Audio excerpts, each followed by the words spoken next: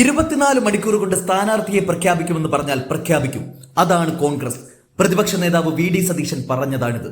എന്നാൽ വൈകുന്നേരമായപ്പോഴും സ്ഥാനാർത്ഥിയില്ല എന്ന് മാധ്യമങ്ങൾ വാർത്ത പരത്തിയപ്പോൾ ഉടനെ വരുന്നു ഷൗക്കത്ത് സ്ഥാനാർത്ഥി. ഇവിടെ അൻവറിനോട് പിണക്കമോ ഇണക്കമോ ഒപ്പം ചേർക്കലോ പുറത്തു നിർത്തലോ ഒന്നുമല്ല, അതിനുമപ്പുറത്തെ ഒരു കളി തന്നെയാണ് കോൺഗ്രസ് കളിക്കുന്നത്. കാരണം പിണറായിയെ എതിർക്കുന്ന ഓരോ വോട്ടും പെട്ടിയിൽ വീഴ്ത്താൻ അവർക്കറിയാം. ഇവിടെ മാങ്കൂട്ടം പറയുന്നത് അൻവർ നോമിനേഷൻ കൊടുത്തിട്ടില്ലല്ലോ എന്നാണ്.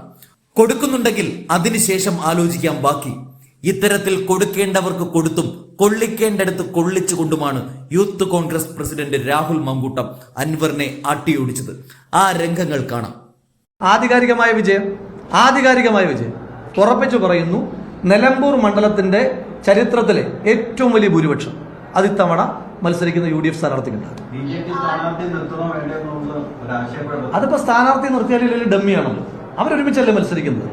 CPM ഉം BJP ഒന്നിച്ചാണ് മത്സരിക്കുന്നത്. സ്ഥാനാർത്ഥിയെ നിർത്തുമോ ഇല്ലയോ, ഒരു ഡമ്മി ഉണ്ടോ ഇല്ലയോ എന്നുള്ളത് പിന്നത്തെ വിഷയം. അതവരുടെ ഇഷ്ടം.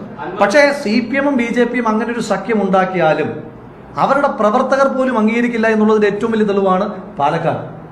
സഖ്യമായിട്ടല്ലേ മത്സരിച്ചത്, സഖ്യമായിട്ടല്ലേ അവിടെ സമരങ്ങൾ ചെയ്തത്, സഖ്യമായിട്ടല്ലേ ആക്ഷേപങ്ങളും ആരോപണങ്ങളും ഉന്നയിച്ചത്. അവരുടെ പ്രവർത്തകർ പോലും അത് ഏറ്റെടുത്തില്ല.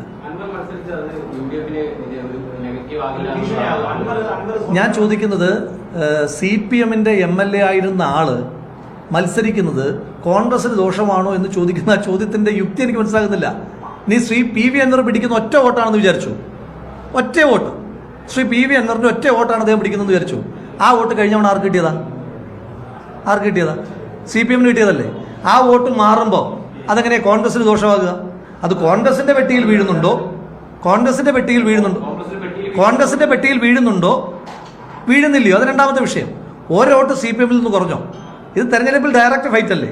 ആ തെരഞ്ഞെടുപ്പിൽ ഡയറക്റ്റ് ഫൈറ്റിൽ CPM കുറയുന്ന ഓരോ വോട്ടും അത് കോൺഗ്രസിനല്ലേ UDF സ്വാഭാവികമായിട്ട് വെച്ചുണ്ടാകുക. അത് കോൺഗ്രസിന്റെ വോട്ടായിരുന്നില്ലല്ലോ. നിങ്ങളത്, ഞാനതാ പറഞ്ഞത്, അങ്ങനെ നമ്മൾ CPM സൃഷ്ടിക്കുന്ന അജണ്ട വെച്ചിട്ട് നമ്മൾ പോകാതെ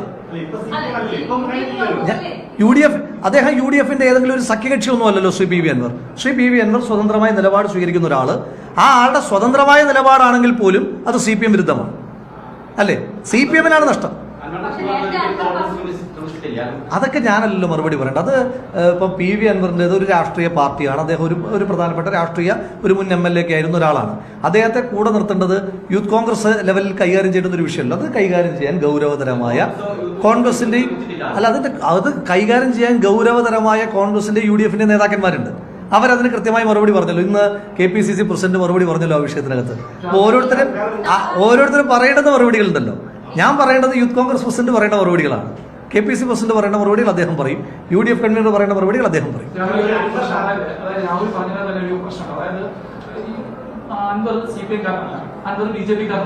അൻവർ പിന്നുണ്ടാവുന്ന സാധനം കൊണ്ടാണ് UDF-നൊപ്പം അസോസിയേറ്റ് മെമ്പറായിട്ട് നിൽക്കുന്ന ആളാണെന്നാണ് പറഞ്ഞു വരുന്നത്. അപ്പോൾ അൻവർ മത്സരിച്ചാൽ അത് UDF-നെ ബാധിക്കുമോ ഇല്ലയോ? ഒന്നാമത്തെ കാര്യം, ശ്രീ PV അൻവർ മത്സരിക്കുമോ ഇല്ലയോ എന്ന് തീരുമാനിച്ചിട്ടില്ലല്ലോ. അത് തീരുമാനിച്ചതിന് ശേഷം നമുക്ക് ആ ചർച്ചയിലേക്ക് പോകാം. അങ്ങനെ തീരുമാനിച്ചാൽ പോലും ആ കുറയുന്ന ഒരു വോട്ട് CPM വോട്ടാണ് കുറഞ്ഞത് അല്ലേ. നഷ്ടമാർക്കാണ്. CPM അല്ലേ. CPM ഒരു വോട്ട് കുറഞ്ഞു.